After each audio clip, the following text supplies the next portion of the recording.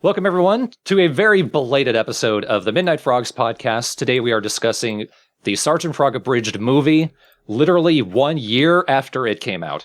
I am joined by Yoshi. Hello, everybody. And Jacob. Yo-ho fiddly-hoo. So probably more than anything, we need to explain what happened with the Midnight Frogs after How I Caught Your Mother. And a lot of this ties into the production of the movie, so that's all going to be combined together. Just as a recap, when How I Cut Your Mother came out, I think that was June of 2015, Jacob and I had already started writing the script for the SFA movie. That was in May 15th, 2016. Then TIBA came around. For those who weren't there for it, Team 4-Star held an abridging contest to sort of inject life back into the abridging scene. And we, the team, had always enjoyed doing Pokemon one-shots, and we'd wanted to do Pokemon Origins for a while. That seemed like a good excuse to do it. So instead we focused on How I Caught Your Mother for like a month. Yeah, it was all in a month. After How I Caught Your Mother, we had plans to continue stuff that wasn't intended to be a one-shot. We had wanted to do more episodes. But for no specific reason, the Midnight Frogs sort of quietly went into hiatus, especially by the end of the year. We focused more on the Straw Hat No instead, and that's been our primary thing ever since, and even before then. But a big hit to doing any more stuff was that Travis formally left the team in January 2017. He was way too busy. He was rarely available to begin with, but him formally ducking out sort of took a hit to a lot of the stuff that we did. He was a big part of SFA especially. Jacob and I did resume writing in April of 2017, and we actually finished the script on May 15th, 1 year exactly after we started the script. Right. That was brilliant. That was lucky. That was because we didn't write for multiple months on end. We did a little bit of recording. We did some lines. We got John's lines, most of mine, Natsumi's lines. A lot of those eventually got re-recorded, but we did a bit of recording at the time. Some of them eventually made it to the final movie, but a couple of people, including Travis and Brandy, our voice for Momoka, we couldn't get in contact with to record more lines. Without them, we just sort of ended up shelving the movie again, and we didn't pick it up for multiple years. And it had basically been an unwritten rule that the SFA movie would just never come out. But March 2019, by this point, Yoshi was able to get back into Let's Playing more often. I thought, since Jacob, and I are more consistently around again, what if we actually picked up working on the SFA movie again? Because SFA's 10th birthday was coming up, February 16, 2020. And that felt like the right time for, you're only ever going to have a 10th anniversary. You're never going to have a second one. At least SFA is never going to have a second one. So if we want to do it, now's the time. I didn't start working on it again until August, but from then all the way through, I started directing lines again in August. I started actually editing the video in October. Also in October, that's when we hired Boods to do some original artwork. He did the logo, he did the imagined spots of Dark Kara remembering Viper and remembering Kara killing him. All of that is Boods' artwork. He's on Twitter at Cream Sodas, cream spelled with a K. Most of the cast was able to return. The only changes was Carrie, aka Bubble Monkey, was brought in to voice Momoka. And last minute, we brought in her partner, Logan, to voice Paul. So yes, we have a Logan Paul in the show. Oh, I didn't even think of that. Jesus. I didn't even piece that together in the slightest. And similar to Logan Paul, Paul is also a professional fighter, kind of, sometimes. Funny story regarding Logan. He was the very last person to record at the very last minute. I directed him on February 13th, the day before the movie needed to be finished. It needed to be done on Valentine's Day so that everyone could watch it. Any last minute edits could be made so it'd be ready for the 16th. I could show it early to my patrons, etc. I had to direct Logan over the phone because that day my audio interface died.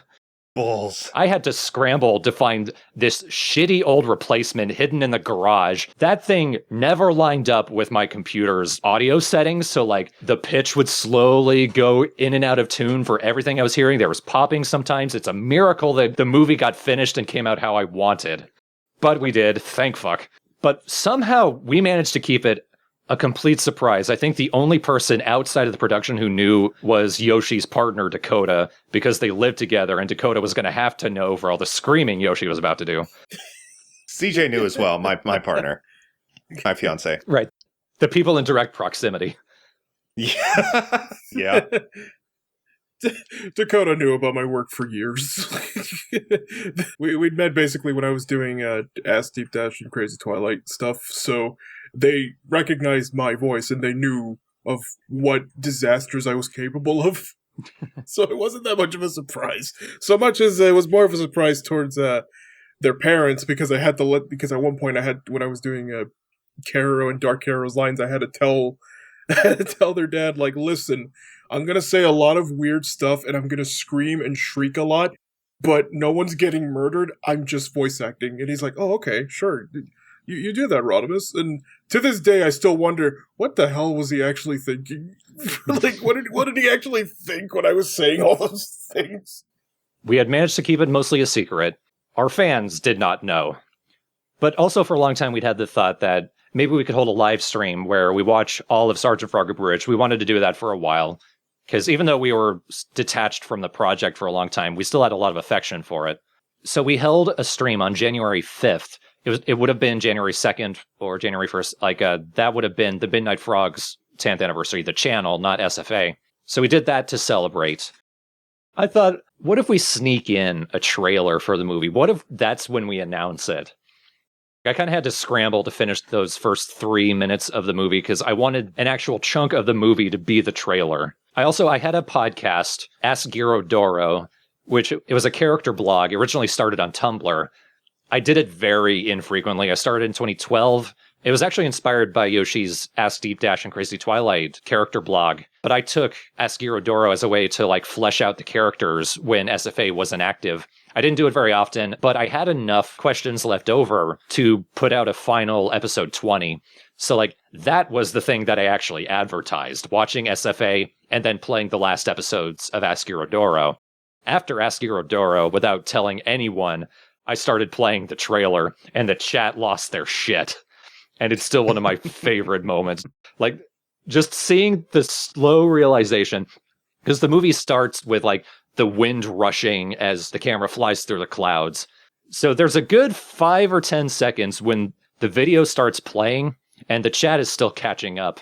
But you can tell when it caught up because someone goes, "What?" And then everything changes. What also helps is that while we were playing back and rewatching seasons 1 and 2, we were kind of just like talking about what could have been. Like, oh, if things worked out, then maybe we could have been able to abridge the movie like we wanted to. And oh yeah, we were trolling the chat the whole time. Like in the back of our minds, we're like, yeah, we're never abridging ever again. Oh, Pokemon Origin, that's How I Caught Your Mother. It's a shame. If I may make a confession, I'm not sure I was 100% in on the plan. Because at the beginning, I was like, wait, we're not? What happened? I thought it got canceled somehow. I was a little sad. I mean, it would have gave it away if you grabbed the microphone closely. You were like, well, actually, I thought we recorded the whole thing. Like,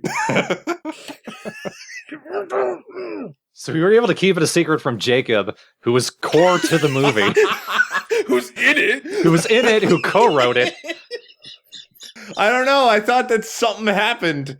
Like, I feel like you were having some, like, computer issues around this time, too. And I was like, did the movie get ruined? Are you not able to finish it? What? But it wasn't like the whole time. I caught on quick enough, but I was worried at first.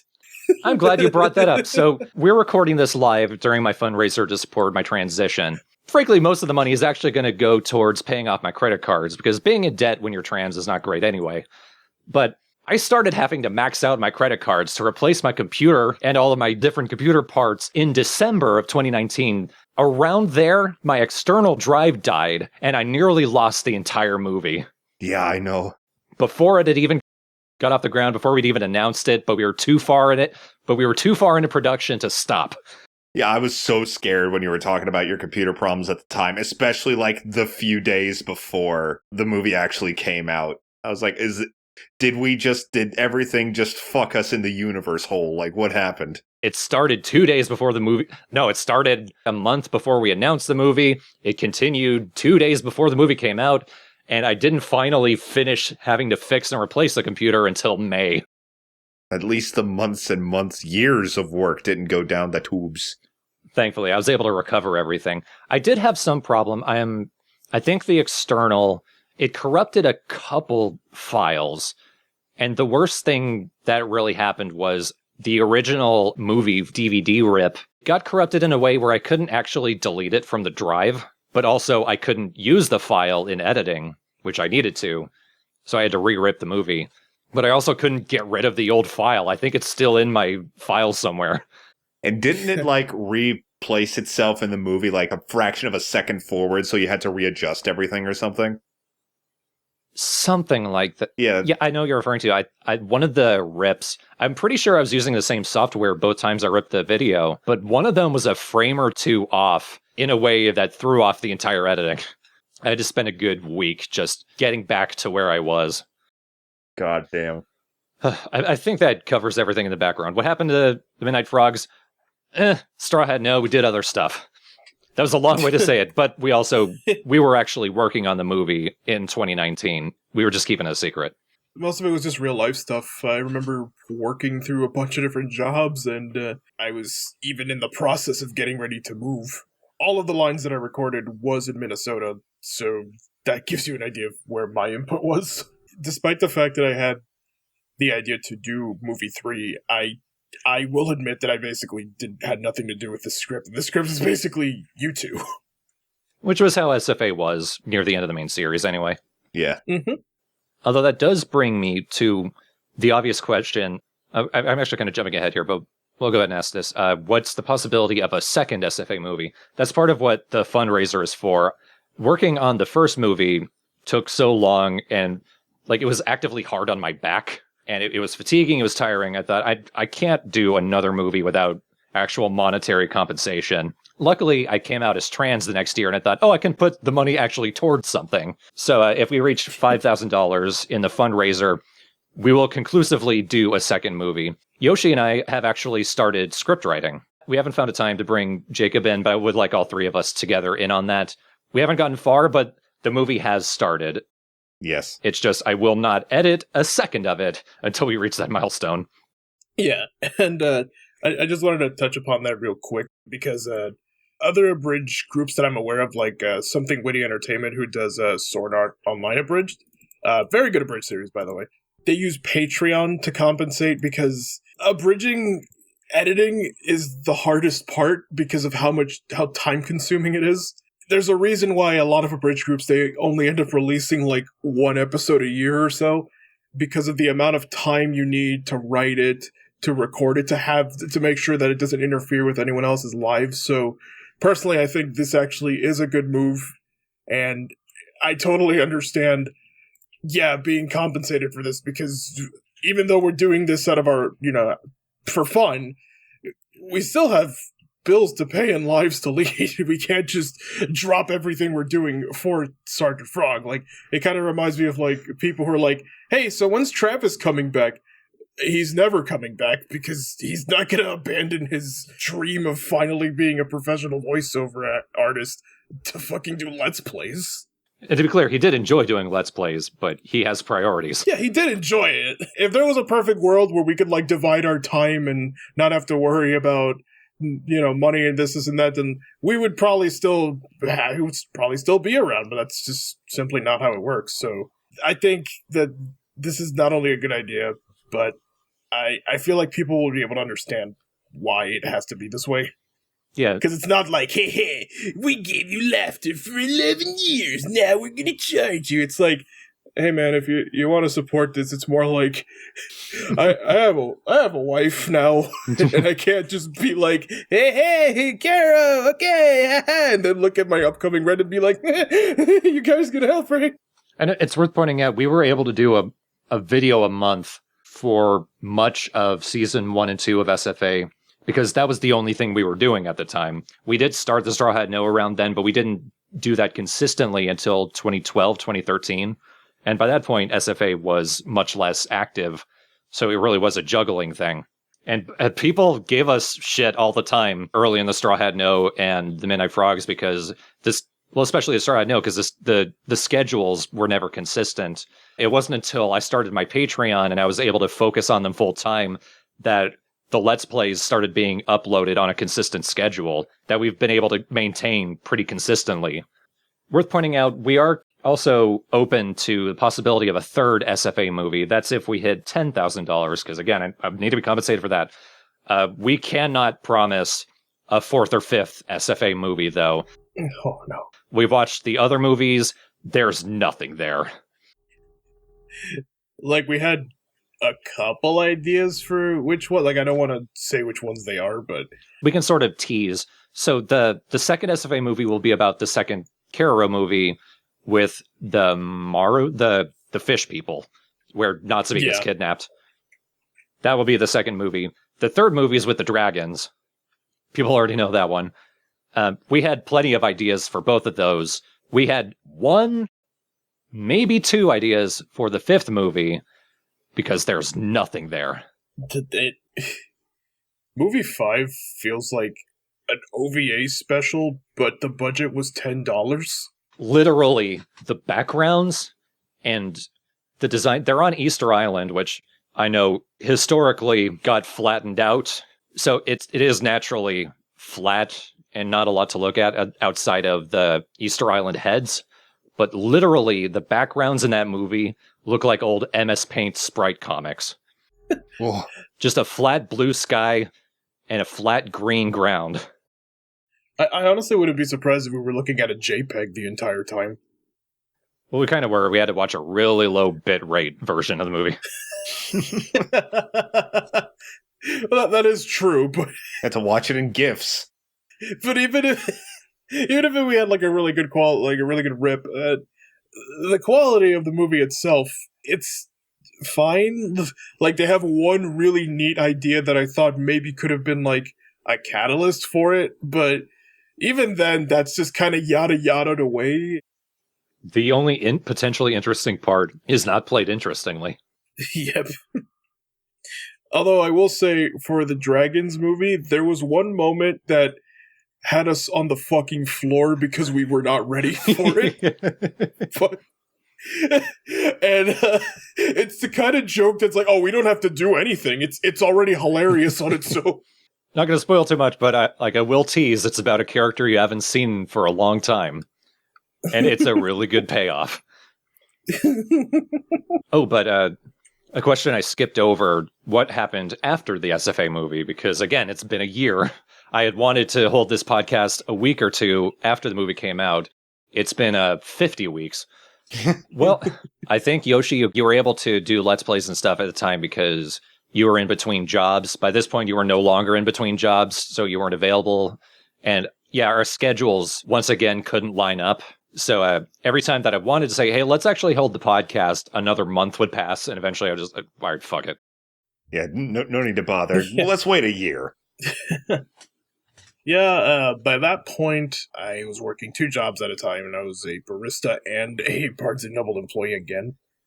So I was kind of juggling that until eventually I just settled for one job, and I kind of did that for the rest of the year, while saving up money to move out to another apartment. So most of my time and energy was spent towards, hey, you guys are great, but I don't want to live with you two forever. I want my own actual apartment.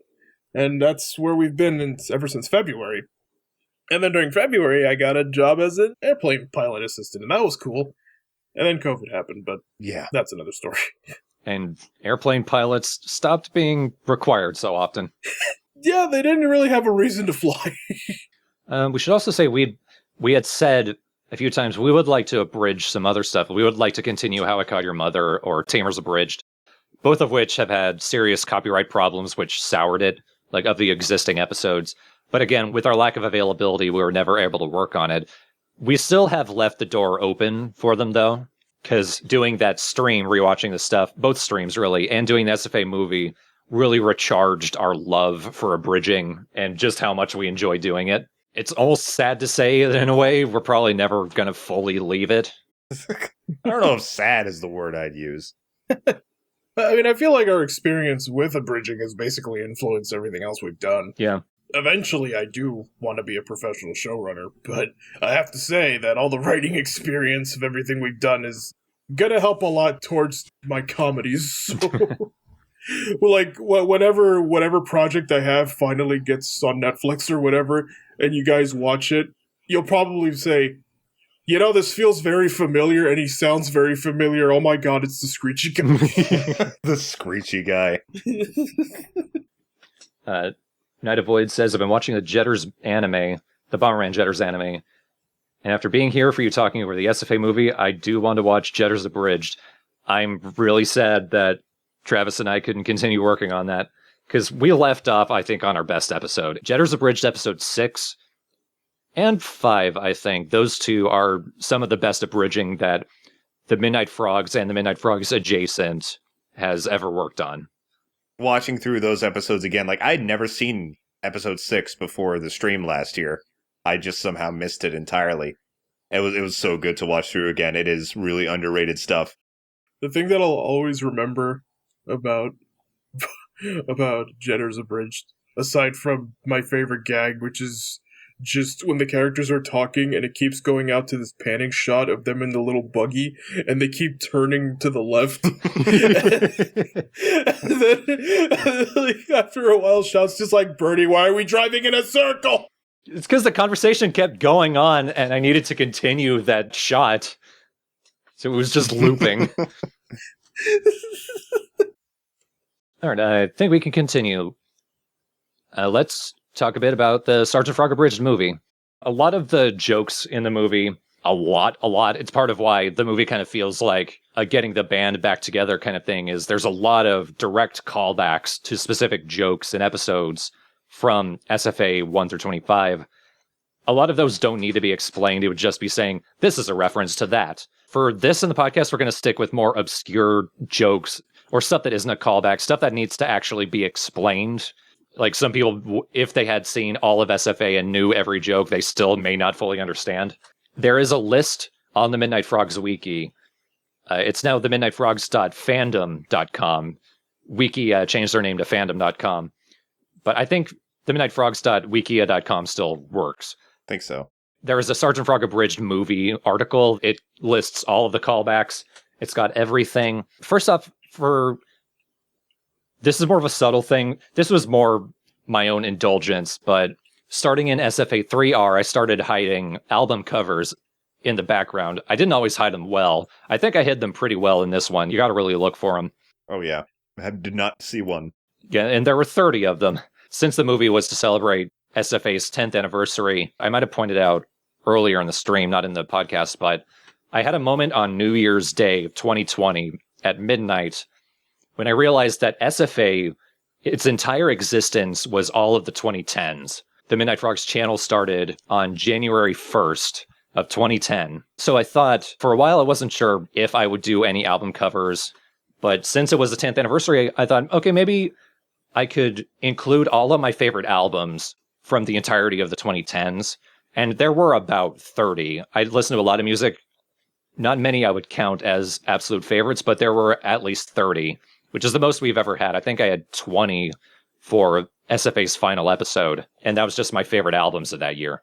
So if you pay close attention, there are 30 of my favorite albums of the 2010s, starting from number 30, going all the way to number 1.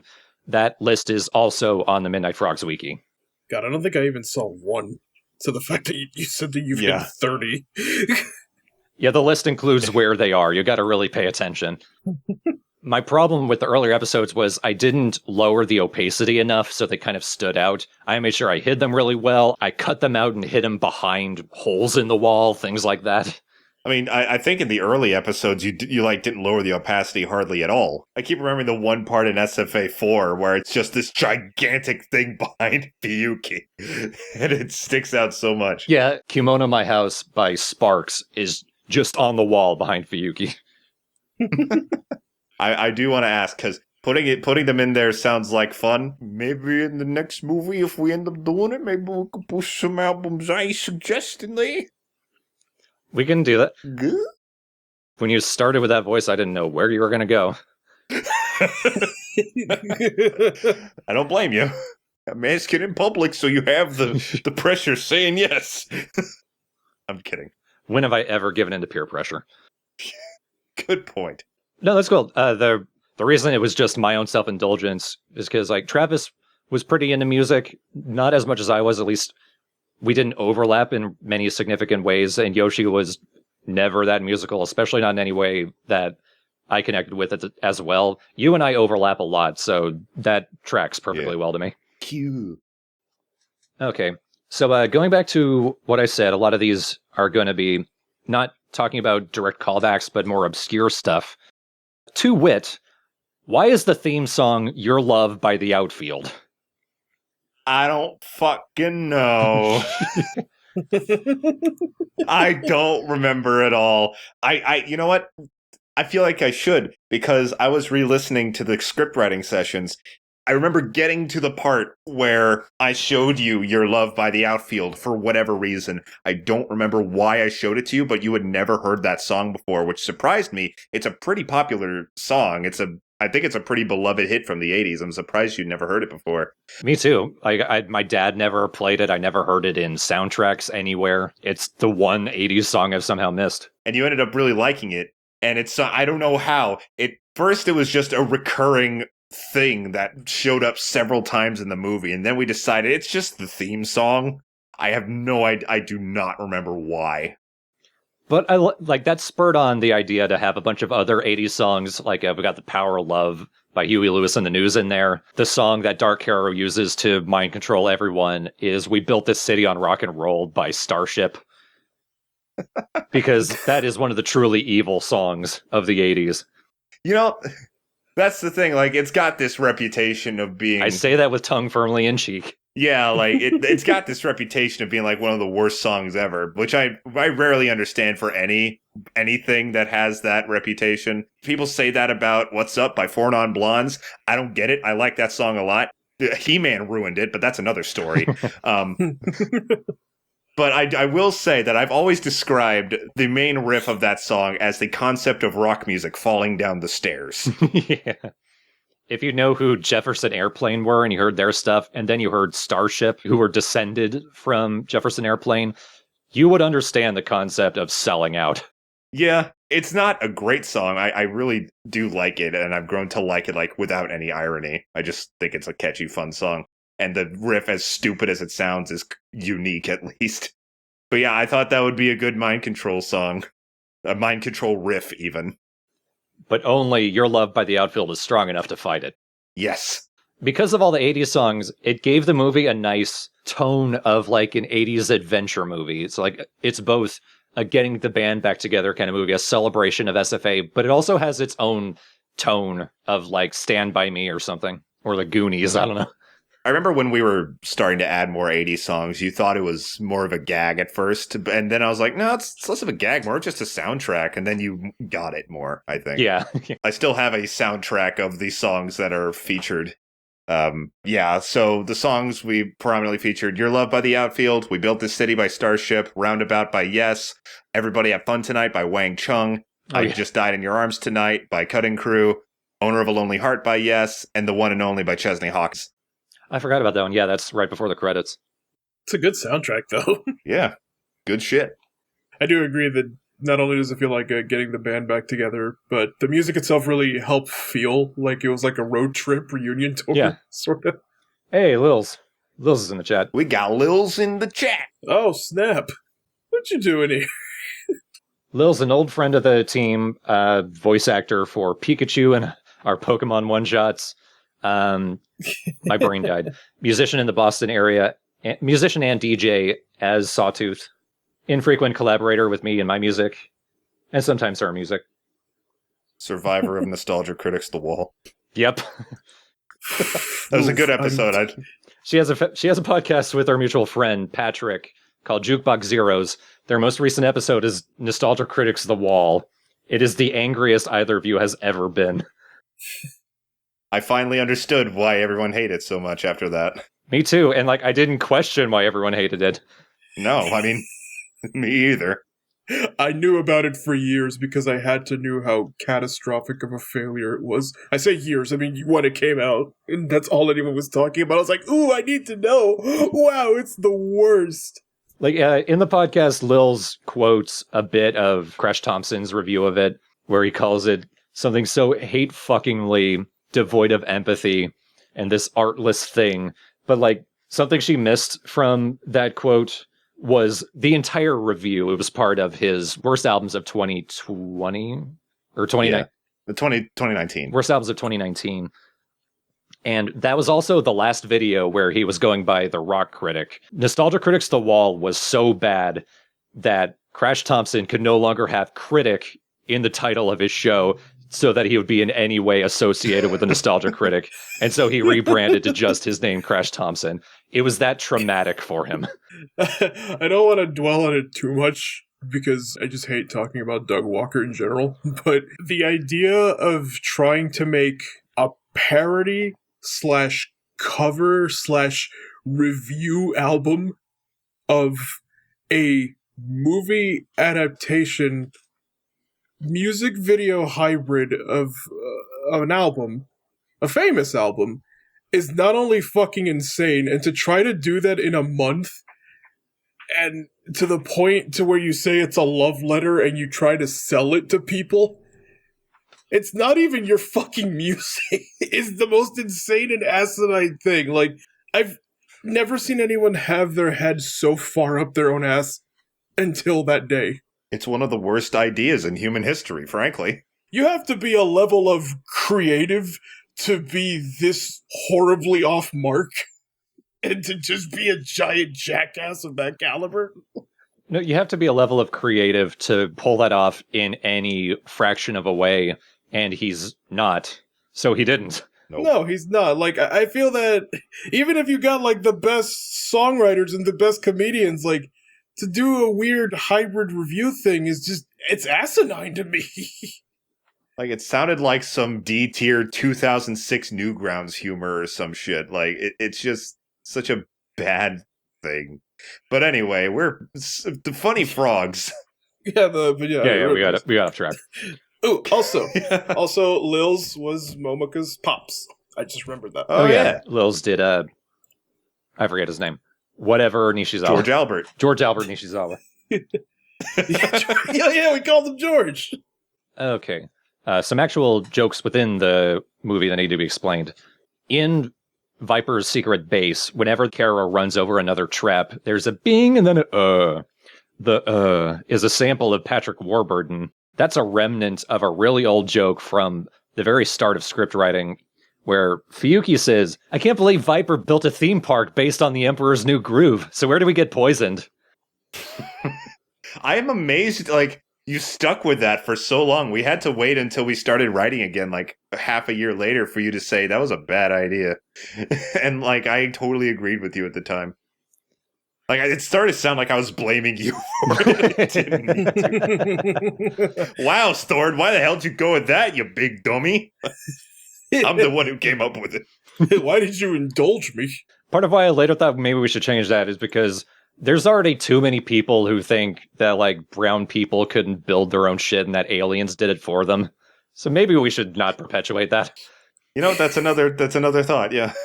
And I remember the stayed in because I just thought it was really funny. I remember the original I wanted to use was from the theme song to The Emperor's New School, but it was in the theme song, therefore drowned by music. But it was the perfect, like, long Patrick Warburton But I'm so sad we couldn't make it work. I mean, I don't think we even tried. There was just too much music in the background. Yeah. But it had to be a Patrick Warburton. It was the exact sound we were thinking of. Yeah. I don't remember where the actual is from. It's from one of his movies. Neither do I. We took it from, like, a character reel that someone had uploaded of all of his voice acting. Another line from that scene, Giriro says, reminds me of when I went to the dentist. That's actually a reference to the original Kero Gunso. And that one, Viper is not Dororo's dad. Viper isn't anything. Viper is a semi-recurring villain. He's like a reference to an anime who isn't a villain. I don't know what's going on there. Yeah, he's a reference to Space Pirate Cobra. It's a classic 70s, 80s kind of anime. It's supposed to be funny because, haha, he's a human man with an arm cannon who's named Cobra, but here it's a viper who looks like a viper, but with the arm cannon. So he's not really anything. Basically, he's not. It's hard to even describe him as, like, a rival, because that's kind of like how the anime portrays him, but even then, like, I don't think he's even that prominent in the manga. That's why I think it's so weird that he became such a big deal in our thing. Yeah, point is, he's most prominent in our stuff than anywhere else. Yeah, that's a complete accident of episode 7 saying, like, that was just off the cuff. That was a thing that we did in SFA where we just wrote little jokes, but as we kept going, the jokes made more and more sense for what we were writing afterwards. And then by season 3, Viper was the linchpin of the entire series. Some fucking how. Somehow. But no, in the original Karagunso, Doro's dad is actually a dentist. That's why everyone wears those masks. They're surgical masks. Giro saying, reminds me of one of the dentists, is actually a reference to Doro's original dad, the dentist. I don't think I knew that. Because they're in Viper's base. Viper's their dad here. The dentist apparently lived in a wall. That lived in a wall and smelled of copper. Another joke, we kind of ruined this. I guess we weren't thinking immediately. Well, we weren't thinking of this at the time. This happened more as script writing went on. The OJ, we tried to refer it only as the OJ. In the first line, when it gets brought up, Karo says, "Don't you know drinking orange juice is bad for you?" Which feels very season 1 and how lazy that joke is. At least that one line. But as it went on, we tried to only refer to it as the OJ, sort of as a way to imply that Coronian OJ is not orange juice. It's just a weird drink called OJ that can either kill you or bring you back to life. You know what? Maybe he was not referring to that then. He was just sharing with Natsumi the knowledge of human orange juice being bad for you for no reason. There you go. Maybe it's just bad for Coronians. Maybe they need to drink OJ and not orange juice. Yeah. See? We didn't mess up. We stayed on track with our jokes. We stayed on track for this really very minuscule part that only you two were in on. Because I didn't even piece that together. I was just like, oh, OJ, orange juice, and I just never thought of it ever again. It's kind of similar to the next bullet we have here of Shivava constantly trying to get anyone around him to notice him. I don't know if anyone else noticed, but the actual villains, Doruru, Darkero, Miroru, none of them acknowledge that Shivava is there a single time in the whole movie, and I wanted to make sure of that. And the funny thing is, again, by the end of the script writing, we've sort of formulated what that would actually mean for Shivava. So when he's fighting Momoka and Tamama, they're ignoring him too, and they're just arguing amongst themselves. So Shivava has a moment of just trying to coach himself. You are wanted. You are wanted. And so that changes the entire movie for him. At the start, he's just another goofy jackass. We're going to kind of come back to that, I think. I don't know if I put it down. I'm just going to say it here. Originally, I was going to voice Shivava. Speedy was brought in later. But that's going to refer to, quote, Shittier Garu and Shittier Putata. It was going to sound very much like Putata. Because I have one annoying jackass voice. Guess who it is? Wrong as Shadow. It's Putata. It's Sonic. It's Shivava. It's everybody. It's okay. We tried to come up with a couple other accents or pitches, and nothing was working out. Oh man, did Speedy sell it, but we'll get to there. Yeah. So Shivava, at the start, he just seems like another irritating jackass with too much energy like Putata. But the more people ignore him, and at the end, when you realize he's actually kind of suffering because of this, you realize he's like this because he has anxieties about people ignoring him. And it gives him so much more character just purely by accident. Poor fucking guy. You could hear the pain in his voice when he told Doru's nickname, and it's like, you don't have to like it. It kind of cracks at the end. You don't have to like it. I love that deliberate. You don't have to like it. I loved him. I wasn't expecting him to be as good as he was going to be, because when you watch a lot of these source videos and episodes, you think, oh, okay, maybe this character will be kind of funny. Maybe we could do one thing. But it's always the character you don't really expect that ends up being really funny without you really trying, or without you putting too much thought into it. Because outside of movie 3, like, who the hell actually cares about these two? Yeah. They're literal fan OCs. I believe they were contest winners, and that's why they got to be Dark Arrow sidekicks. So that's why you got this weird semi-Egyptian Coronian with the voice of a child. Yeah, and I think he's supposed to be a reference to Journey to the West with the staff and the cloud. That makes sense, yeah. Since we're on the subject, let's just jump ahead to Shittier Garu and Shittier Putata. I'm trying to keep these in order, but it's most relevant to this. That's sort of a joke about, again, how I may have a bunch of voices on this show, but if you pay attention, a lot of them are pretty similar, and it can be hard to differentiate between them. Since we don't have that many voice actors, we have access to more voice actors than we used to, and like we have enough quote-unquote clout that like we can bring people like Carrie and Logan in. But there's only so much that we could do. So Dororo and Shivava were going to be inevitably kind of like Garuru and Putata. That's probably why it was a good thing that like Jacob voiced Dororo. It managed to sound a lot different. But Speedy voicing Shivava and him having the idea, because he's a fellow Californian, but he comes from Southern California, which is quite different from Northern California, where I'm from. Southern California is more where you get the surfer dude kind of voice. Was that our idea that we asked him to do, or was that his idea? I feel like it was his idea. I do not remember saying that he should sound like a surfer guy, because I was just content with him being another, like, Putata sounding fella. I do not remember us ever discussing the surfer accent. So that's probably his idea.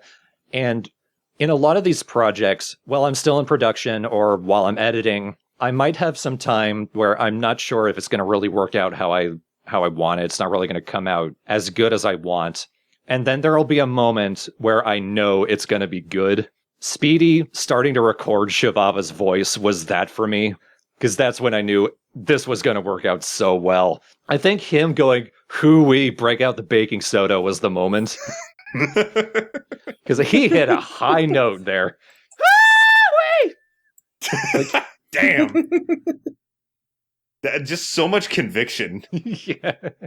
And he nailed it. And then, like, every line he recorded was so fucking funny. Like, he's always been one to go ham on anything that he does, like, forever. Just one of the things that I was amazed by, just by how into it he was when Shivava was spinning the staff and he was saying, "Pay close attention." You could hear him shaking so that he could be matching the spinning of the staff. He was like going, "Pay close attention." Like, damn, that's so much fucking conviction. What a professional. Yeah, what a professional. What the fuck are you doing here? Yeah, just every Shivava line is gold. But in the end, God loves me. God, the first time you sent me that clip, it destroyed my sides. Mainly because by that point, you edit different sequences. So sometimes you'll edit the beginning, and then you'll edit the end, and then you'll go back into the middle. So by that point, I don't think I didn't see many SFA movie clips because I was either busy or I forgot that you sent them. So when you sent that Shivava clip, and I heard it, it was the first time I ever heard his voice and hearing, "But in the end, God loves me." Set my goddamn lungs into orbit. It was magical. I was so pleasantly surprised by that. Oh, at Saint Sentry, when we did the movie commentary, Saint Sentry pointed out when Fuyuki is being mind controlled, apparently when I go, "Woo!" I hit an A5. And apparently I just hit an A5 again going, "Hoo-wee." And the line itself, "Hoo-wee, break out the baking soda." I remember... Oh, yeah, you need to explain that. I forgot to list that. Yeah, I said it on a stream. It wasn't even important. I was in Milwaukee. The next day, it was a day before, I was doing a charity stream with my friends with Delicious Cinnamon, who are another group of streamers, not really active anymore. The main guy, Dubs, is still streaming, though. Twitter at Dubs does. I haven't talked to him in a long time, but he's a real cool dude. I just went to go get a drink from the fridge in the middle of a stream. We were doing like a Nuzlocke stream or something. And when I was coming back, I had the idea to just crack open the soda and say, "Wee, break out the baking soda." But I didn't finish it because I started laughing. And I don't even think Dubs knew what I was saying because he just moved on to something else immediately. So I wanted to make sure that line was in something. It fits for Shivava, Because he's trying so hard and he's not being noticed. So there you go. Wow. That I didn't even think of that. That is so meta. Also, side note, again off the record, we just passed $3,000. Wow. Next thing, so back in SFA 11, a pretty subtle joke and character bit is that Pururu is only there to spy on the Kero platoon and to relay information to the Garu platoon. Her health reports were all weird and inaccurate. The only real accurate thing is that Dororo has everything. And even then, that may not be fully accurate. Miruru in the movie, she's actually using Pururu's health reports to get information on the Kero platoon. That's sort of why they don't realize that Keroro is Keroro, and Dark Keroro thinks he's the only Keroro. Because Miruru gets some of the information wrong, too. She thinks that Keroro is Carl, who was actually the Gundam model that Keroro was holding when he was inside the drawer. Carl is just the name of whatever Gundam model Keroro has at the time. That's just his catch-all name, we've decided. So they think that Keroro is actually named Carl, and it takes them a long time to bring all of that home. It's not until Keroro meets Dark Keroro. It's made of plastic and lives in a desk. What a good line for people who don't remember that. Yeah. He must live in the can. 11's such a good episode. That's one of my favorite lines. I don't know if I put it in the list, but the way you read out, "Thank you, Kero, I am no longer penis." That weird pause sells it so much. I am no longer penis. It wasn't even a pause. It was just a buildup of the P. No longer penis. It almost sounds like you're talking to someone who's not really looking directly at you, and then as soon as they get to that, they turn to you. I am no longer turned penis. I wish Carl's head looked down. No longer penis. Yeah, that was just my Zenyatta voice, pretty much. Because I love the idea of this giant Gundam named Carl with this elegant robot voice. Also, how Miru and Dark Hero got to Earth was they were tracking Viper's message from Asgiro Doro. What I had intended to do before the SFA movie got shelved, and I stopped really doing Asgiro Doro very often, was that Asgiro Doro would have a little mini plot where Viper sends Giro and Dororo little secret messages that take them on a treasure hunt across the world, and that would eventually take them to Machu Picchu, where the movie would happen. And that did sort of happen. It got massively pulled back to only a few episodes. But Viper's first message arrived at the end of episode 18. A satellite lands in the forest, and that turns out to be a message from Viper. Miru and Dark Hero tracked that message, and that's how they got to Earth. This next thing isn't just obscure. Like, it's straight up something that never happened. We had a joke in the joke vault for SFA from episode 7 or something. Episode 11, because it was a joke about Joriri. There was no good scene where this would have worked, but we imagined that some of the weird advice and non sequiturs that he gave the kids would say, like, "Building boxes builds character. It also builds boxes, so get to work." And one of the kids would say, "Yes, Grand Cardinal of the Cuckoo Clock."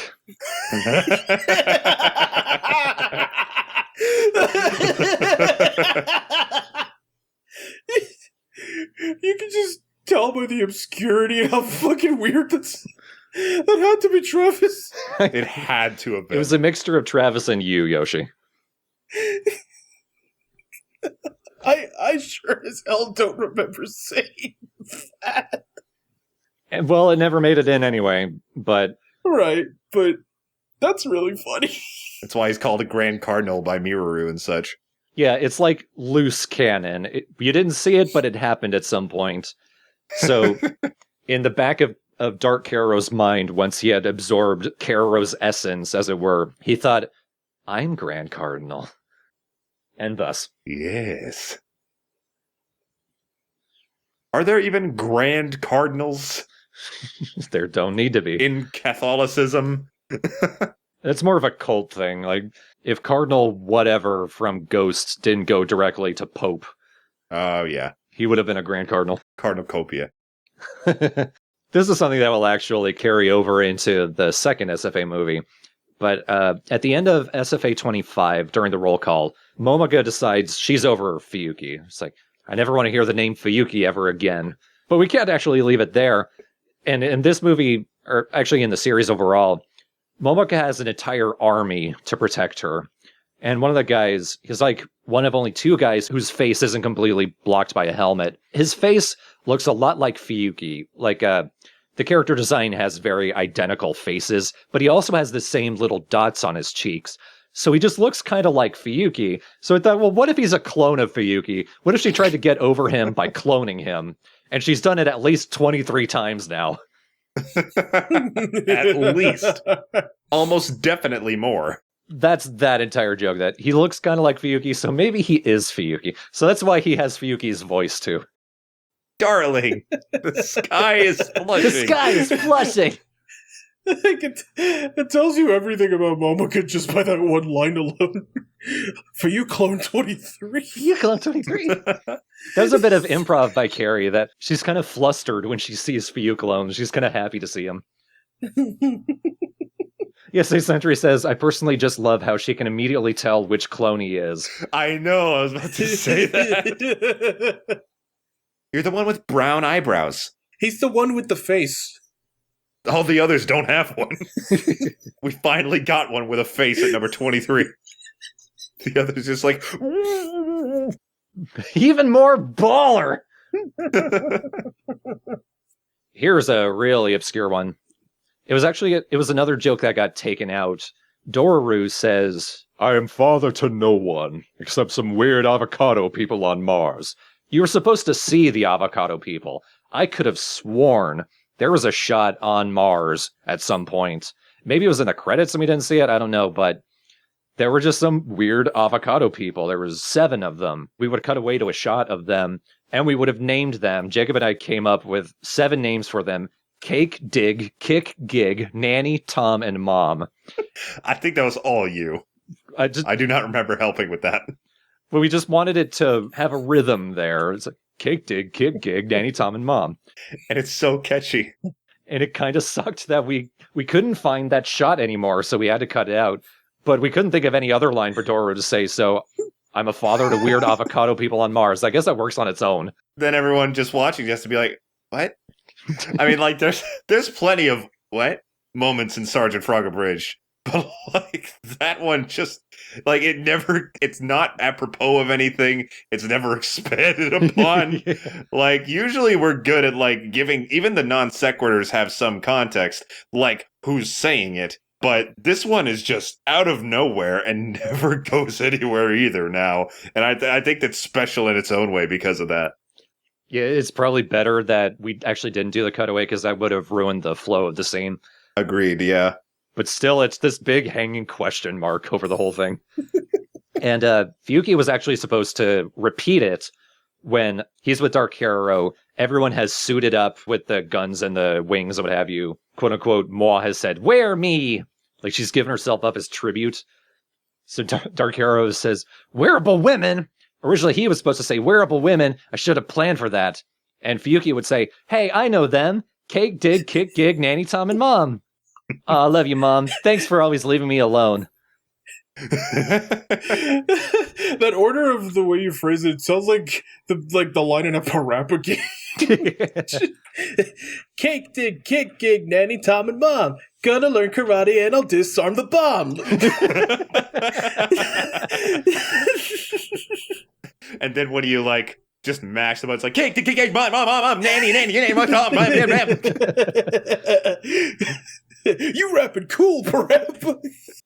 It's too bad that got taken out. It's probably for the best. Yeah. When Dark Hero finally meets regular Hero, at one point he calls him Stapler Man. That's a reference to a stream Jacob held many years back. Yeah. I was doing a Nuzlocke stream. I think it was the only stream I did for that Nuzlocke because, again, I can't commit to anything, and I was a terrible YouTuber. In terms of, like, YouTubing, like, my content was fun. I liked it, but I was just bad at keeping any kind of schedule. And, like, we caught a shroomish. After, like, a few seconds, you had the idea Stapler Man. and I loved it. Yeah, you asked, what should I name Shroomish? And I had a stapler on my desk and said, Stapler Man. I loved it. It's one of my favorite boys. I think I named someone somewhere Stapler Man. Maybe it was an animal in one of my Harvest Moon games. I think so. Maybe in one of my Harvest Moon Let's Plays, in fact. Like Story of Seasons, maybe. I think I remember you telling me that. Yeah, I was thinking either that or it was Pokemon Snap, but the Pokemon Snap character's name was Snap Hat, so that wasn't it. Oh, yeah. I feel like I wanted to name someone else Stapler Man. Maybe I had in the back of my mind to name one of my retainers that in Final Fantasy XIV, but I've named them other stupid shit. I always make a tall, hot, Alazen dude, like elf. In my first character, I named him Work Hottie, because he's a hottie who works for me. And then in my second character, I made basically the same character, but I named him Soccer Boy. Soccer Boy. Soccer Boy, I need you to hold all these dice and all these things I need for my Weaver class, okay? I only named him Soccer Boy because Brian David Gilbert made an Unraveled where he talked about the monsters in Castlevania. One of them is a skeleton who has his skull rolling on the ground. In English, they named him Yorick as a reference to Alas Poor Yorick. In Japan, his name was Soccer Boy. That's fucking awesome. Okay. Next thing, there's a section when Dark Hero has mind-controlled everyone. And then there's a bit where there's a whole crowd of people. In the script, there's just this paragraph of a bunch of different sentences, a lot of really stupid non sequiturs that everyone's saying in praise of Keroro. You can't hear most of it, but we got myself, I think Jacob, and Tiana recorded a bunch of different ones. Tiana had my favorite. Her reading of "You Want My Sandwich" was so good, I had to make it up front and prominent. It's so weird. I remember like my original pitch for that. I guess maybe it was kind of forgotten or something, but like I wanted to have one line for like every member of the cast. But the way it worked out was just fine, of course. Yeah, I think I tried that with a few people. I think it was just Yumi and Tiana that actually recorded anything, though. Okay. Well, you've sent the list in chat. I've not read it because I want to remain fresh on it. I remember a few of them, but take us away, Thorn. Jacob requested that I read all of them. So here we go. Kero's what I need in the morning. I'm hot for Kero and cold in general. Eat me instead, Kero. Kero, want my sandwich? Kero, want my wife? Kero, want? Kero, yeah. Kero's my britches. Kero, scrungle my grungus. I eat and sleep, Kero. I eat and sleep for Kero. Time for Kero. Kero O'Brien. Who cares, Aro? It's Kero. Kero doodle doo. Kero, not carrots. Look, I'm trying, but I can only think of Kero. Think about something to say about Kero, Jacob. It's Kero Roblin. It's Kero Roblin time. I could spell Kero's name. Ow my face for Kero. Kero Love Fighters commencing attack.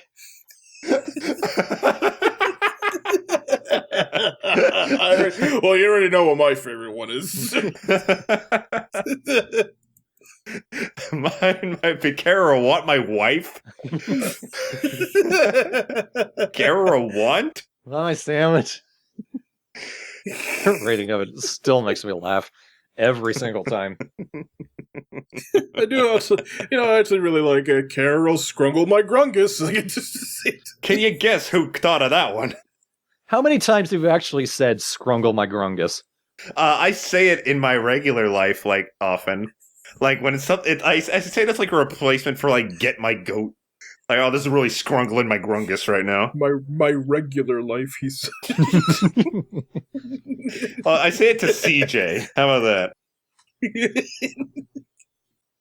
Ow, my face for Kero. Zillespars asked, yes, the Kero Love Fighters line is a reference to episode 15. When he says, Kero Love Fighters commencing attack. I like to imagine if that was actually said in the crowd, 3 people just took off like rockets. Like, they just stick their arms out and they're just little thrusters in their shoes. Like Patrick in SpongeBob. See you. Yeah. And Dark Hair's like, I didn't tell them to do that, but good, more. I need at least 10 more. Sign my name in the sky. Close enough. How are they doing that? Ew. Hold your nose. Tell them to stop now. It's bothering me.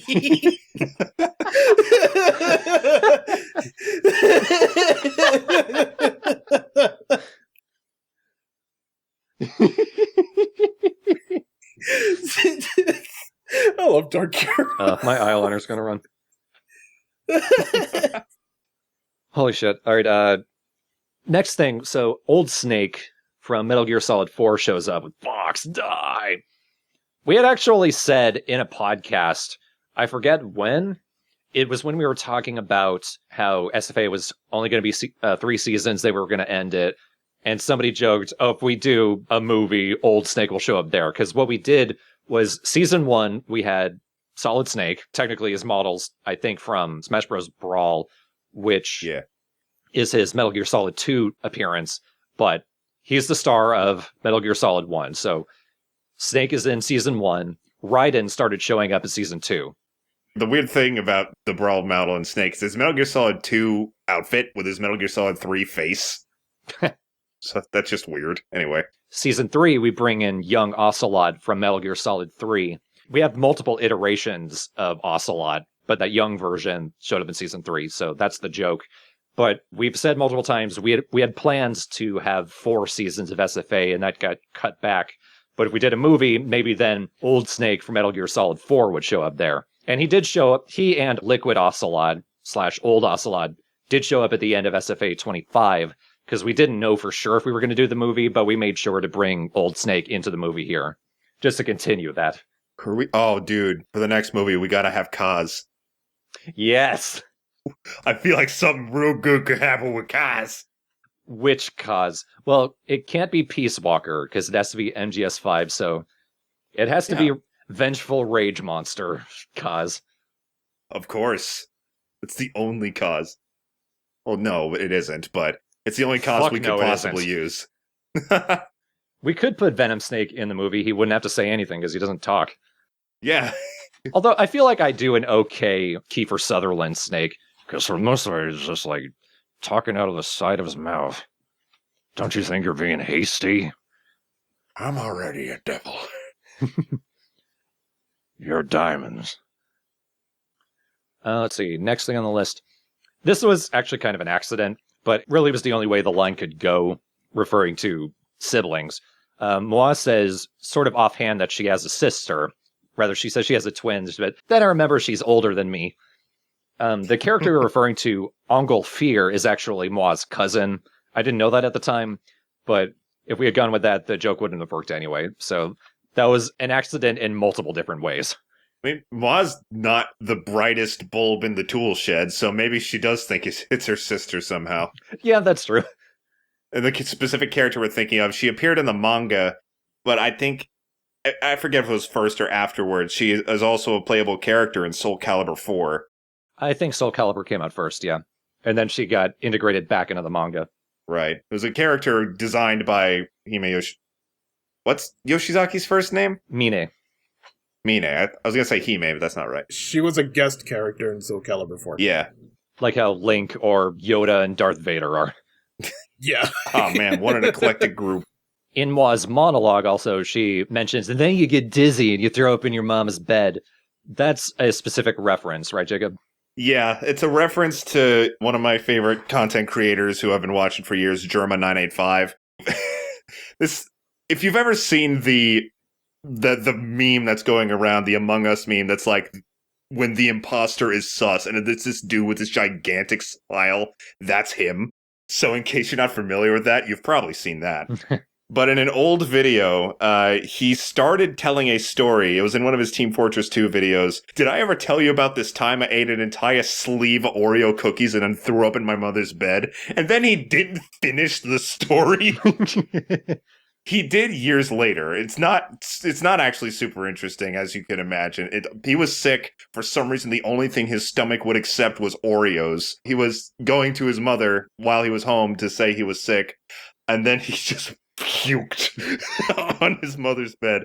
But yeah, it's not as exciting a story as the hype would imagine.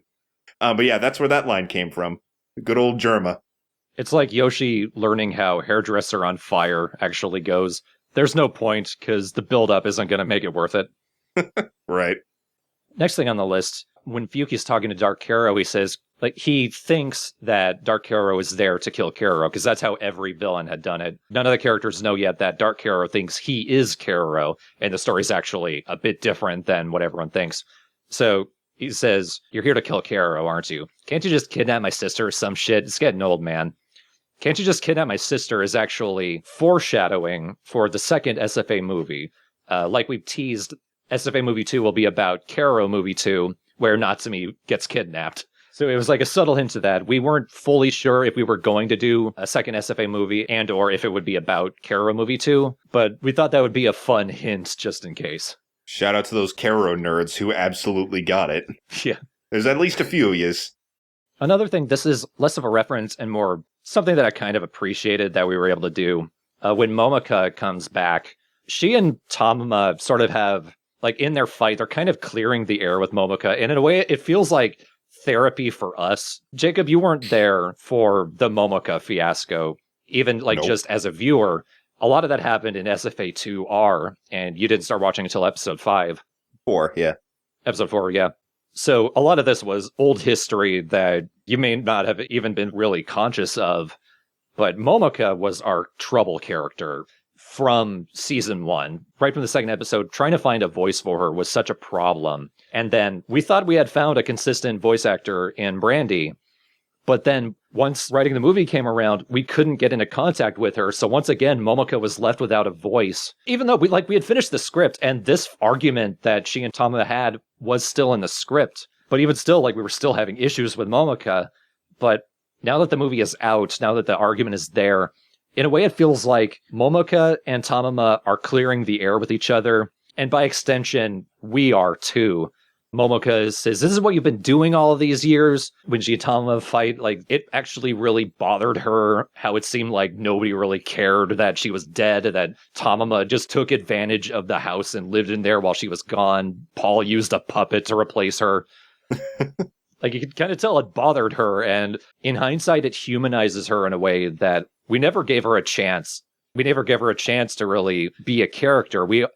Because she was such a problem, we didn't have her in season 1 at all. She appeared once in episode 5, and then she didn't say anything. We blocked her out completely and moved on. Same in episode 9. It wasn't until Brandy came in for episode 10 that she had voice lines again, but she didn't appear very much. And then Brandy moved to Japan to teach English after episode 13, when we'd killed Momoka as a joke, and so Momoka was gone again. It felt like therapy in a way, that we needed to give Momoka a chance to, like, matter as a person. I'm kind of glad in hindsight that we did that. Yeah. Momoka ended up really good in the movie, too. Yeah. I was absolutely aware of your constant issues with Momoka. At the peak of my fandom, if you will, I re-listened to your podcast constantly. It was like my go-to background shit. So I was absolutely aware of it, and I'm like, it will never end. I'm sure that whenever we do the next movie, Bubble Monkey's going to be unavailable or on Mars or some shit, and we're going to have to find somebody else again. I'm less worried with Bubble Monkey because she's an active voice actor in abridging and has been for years. All right. I've been aware of Bubble Monkey since the start of SFA. So I feel like we're good there, but again, you never know. Momoka's a problem character. Anything can happen. She did great, too. Like, oh, yeah. Brandy's Momoka was almost disturbingly close to how she sounded in the dub. But Bubble Monkey did her own thing, and it really worked, especially the angry Momoka. Oh, yeah. I loved how she sounded throughout the whole thing. Carrie's Twitter bio is that screamy bitch. So you could, so you know she was good for it. And the last note that I have, if anyone has questions for something that needs to be explained, that isn't just, this is a reference to an SFA episode, feel free to mention in the chat. We'll talk about that a bit. The last thing on the list for me is Giro. He defeats Dororo. It took me a second to remember his name because Dororo as a villain, like as an antagonist name, is so generic in Giro Gunso. Giro defeats him using a knife, which he stabs into Dororo's cannon, which makes him explode. And the joke with Giro, I don't know when this became a consistent thing, but we had a joke since season 1 that he's actually a really shit soldier. He cannot fire a gun to save his life. In episode 19, the one with Putata, Giro has to, he's actively working the odds. He's purposely misfiring early in the episode and saying, I'm getting duller. The odds are in my favor. So that by the end of it, when it's time to kill Putata, he only needs to fire once, and the shot goes right to the head. So he's so bad with a gun. His signature move is Flail Barrage, where he just fires a bunch of guns and missiles at once, and maybe they hit, maybe they don't. So him being thrown the knife and getting it on the first try, he responds to that with, I guess knives are my thing. When we came up with that, that felt like such a payoff. Like we talk about how we write jokes off the cuff and then later down the line, they make too much sense. You know how Giro and Dororo getting together as a couple sort of came out of nowhere? Like it was just a hint that like maybe their friendship was actually starting to build after so many years at the end of episode 7. But I actually kind of shipped them, so they ended up becoming a couple anyway. Him actually being good with knives when Dororo's a ninja and uses a knife felt like it made too much sense. Like maybe they actually connect in a lot more ways than even they are fully conscious of. Oh, I didn't think of that. I actually did not. I did not know that aspect. I didn't think of it. That's perfect. And then Dororo's somehow going to be good with guns. Yeah. By some roundabout shit, he's just going to pick up a Glock and then bam. He's going to pick up an Uzi and every bullet will land. Bullseye. All right, but that is everything that I felt like needed to be explained. Mostly more obscure stuff. Everything else in the movie is some kind of callback to SFA. Some kind of SFA episode. Maybe a couple of callbacks to Ask Giro Doro. Not the Midnight Frogs podcast. But there we go. If there's anything else that anyone needs explained, or if anyone just has any questions that they'd like us to answer on the podcast, feel free to ask them right now. I will quickly be right back, though. Okay. I apologize for disappearing for that last bit. I was eating. Upload the script writing sessions for the SFA movie to the wiki. I'm sure Thorne could do that, yeah. Yeah, I think all the other script writing sessions usually go up. Yeah, they definitely exist. I was listening to them. The only thing I can really think about to probably further discussion was the how at the end of the 3rd season, the tease that Puru knows that Kara has a twin. Yeah. But because she's not in the movie at all, I like to imagine she told him, and then he just forgot. Hey, Carol, you got a twin. What? I'm busy eating ass. Did you guys hear that? Puru said that I have an ass and she's gonna eat my brother. So, you know. We already knew all that. I realized that last part I tried to say is Caro, but I still kept the Brooklyn accent. The New York accent. Yeah, it sounded like she spoke. She had a conversation with herself, and that was the news for him. Hey, Caro, you got a twin. Huh? I'm eating. Hi. I was just talking about how at the end of season 3 that Puru teases that, hey, you know, you have a twin brother, and then Kara goes, what? But because she's not in the movie at all, that never really comes back up. But I like to think that Puru told Kara that the news, but he just forgot because he's Kara. Oh no, she told Shurura. Yeah, she told Shura, but I like to imagine that at some point, like, she called up Kararo before the movie, and it's like, hey, you got a twin. Whatever, dude.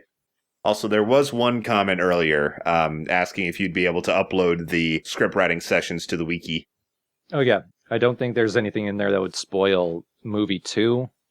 Yeah, we hadn't started writing SFA movie 2 until movie 1 was out, so yeah, I think I can do that.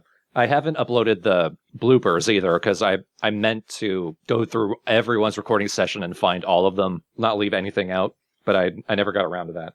I don't think I had any. I'm sad about that. I should have fucked up more. Only you, Jake. This is too easy. I'm going to start sucking. All right, but other than that, while you were gone, there weren't really any other questions. Is there anything else we wanted to discuss for the podcast? Nothing that comes to mind. Honestly, I can't really think of anything else. I mean, I feel that our sentiments went towards the commentary and everything we had to say here. Yeah, I think the only thing that needs to be said is reiterating that SFA Movie 2 will happen, and we are leaving the door open for more of Tamer's Abridged, How I Caught Your Mother, that stuff, but they're not really priorities. We are focused more on the Straw Hat No. All right, I think that will do it for the Midnight Frogs podcast today. Want to know a funny thing? Our last episode was for How You Caught Your Mother. It was episode 49. God damn it. Oh my god, we ruined it. We can't post this now. Okay, quickly, we gotta call it the movie special and not episode 50. I don't care that much. Is the thing. Yeah.